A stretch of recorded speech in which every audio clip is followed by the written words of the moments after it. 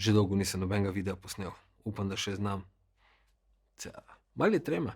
Če dolgo tega ne delaš.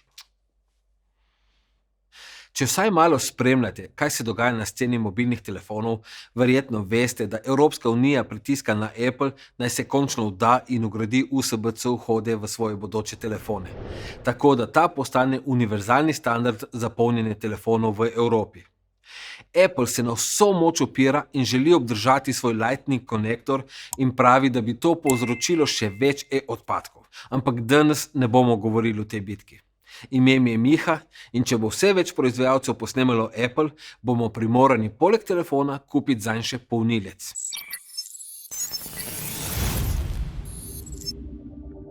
Ta video bo malce drugačen od dosedanjih.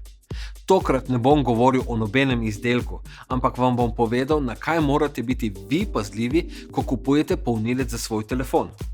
Apple je svojo novo serijo telefonov začel pakirati brez polnilca.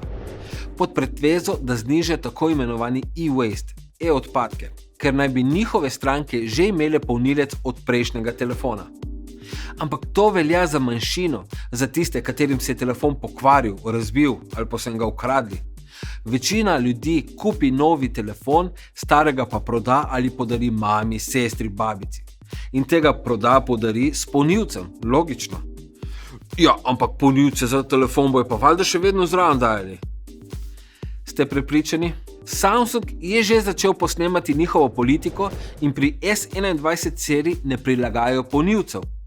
Xiaomi je isto naredil pri Mi 11 seriji na Kitajskem, z razliko, da so oni ponudili tudi verzijo s 55W polnilcem za isto ceno, tako da se je kupec odločil, ali potrebuje novi polnilec ali ne. Ampak vseeno so pri globalni verziji priložili polnilec.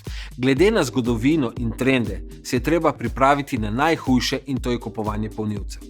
Razen če nas bo Evropska unija zaščitila in bo postalo obvezno prilagati polnilec k napravam. Kar se pa odpadkov tiče, YouTuber Mr. Who's the Boss je naredil odličen video, ki razloži, da Appleov sistem deluje zeleno samo na papirju. V resnici ima pa lahko kontraefekt in povzroči še več odpadkov. Link bo v opisu videa, se ga splača pogledati. In zaradi tega smo danes tu, da vam pomagam in poskušam na čim bolj enostaven način razložiti, na kaj morate biti pazljivi pri nakupu polnilcev za telefon.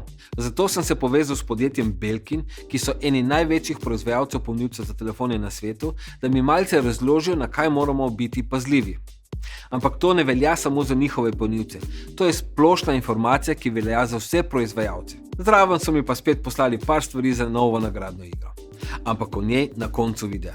Ker je na trgu veliko različnih polnilcev, premalo pa vemo o realnih potrebah, je treba polnilce razlikovati po moči polnjenja in skupni moči, če gre za polnilce z več USB izhodi.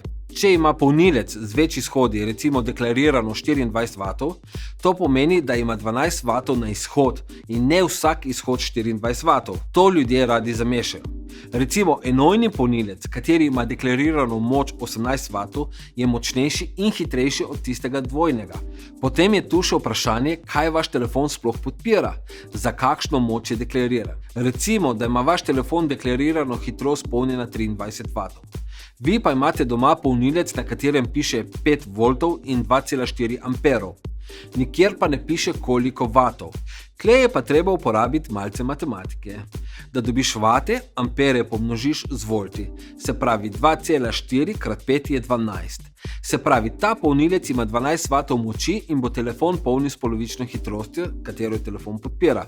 Zdaj, če telefon polni samo čez noč, ti to ne bo predstavljalo problema.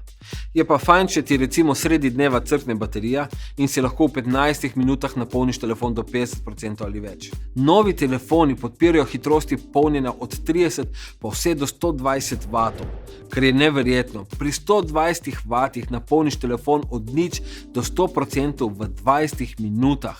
In tu postane nekaj jasno. Polnilci, ki podpirajo take hitrosti, niso poceni.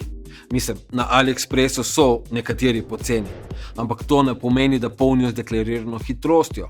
Predvsem pa morajo biti certificirani strani proizvajalca. To pomeni, da ko vklopiš certificiran polnilec, bo telefon to zaznal in ti napisal, da polni s polno močjo. Seveda je izbira kabla enako pomembna, saj niso vsi kabli enaki. Tako da ne kupovati najcenejšega, saj se ta lahko pregreje in v najboljšem primeru neha delovati zelo hitro, v najslabšem se pa celo užge in uniči telefon. Zato so razlike v ceni med kitajskimi in med priznanimi proizvajalci, kot so recimo Belkin, ki so na področju polnilcev aktivni že več kot 35 let. Tesno sodeluje s proizvajalci kot so Apple, Samsung in drugimi. Tako da, ko kupiš Belkin polnilec, si lahko siguren, da polni z deklarirano hitrostjo in je certificiran strani proizvajalca. Preden pa se odločiš za nakup polnilca, preveri, koliko zmogljiv polnilec vaš telefon sploh podpira. Upam, da se vam s tem videom vsaj malce olajšal nakup in razsvetljiv, na kaj morate biti pozorni pri nakupu polnilca za vaš telefon. Zdaj pa najslajši del tega videa. Nagradna igra. Ker je moj kanal končno dosegel 500 naročnikov, za kar sem ful vesel in mi daje motivacijo za naprej, bom tokrat podelil 2 nagradi. Iz Belkina so mi poslali 2 polnilca za telefon. Prvi je klasični, za polniti doma, drugi je pa avtopolnilec. Za sodelovanje v nagradni igri morate narediti sledeče. Naročiti se na moj kanal in v komentar tega videa napisati #mojpolnilec. Časa imate 10 dni od objave tega videa. S tem smo pa zaključili ta video. Verjetno bo to eden najdaljših doslej in hvala, ker ste zdržali do konca. Dejte deliti ta video med frendi, sodelavci, naročite se na moj kanal, lajkite in šerajte. Jaz grem pa zdaj na morje in se vidimo čez 14 dni. Mogoče. Ali pa ne? Odvisno, koliko vas bo komentiralo ta video in koliko boste sodelovali v nagradni igri. Okay.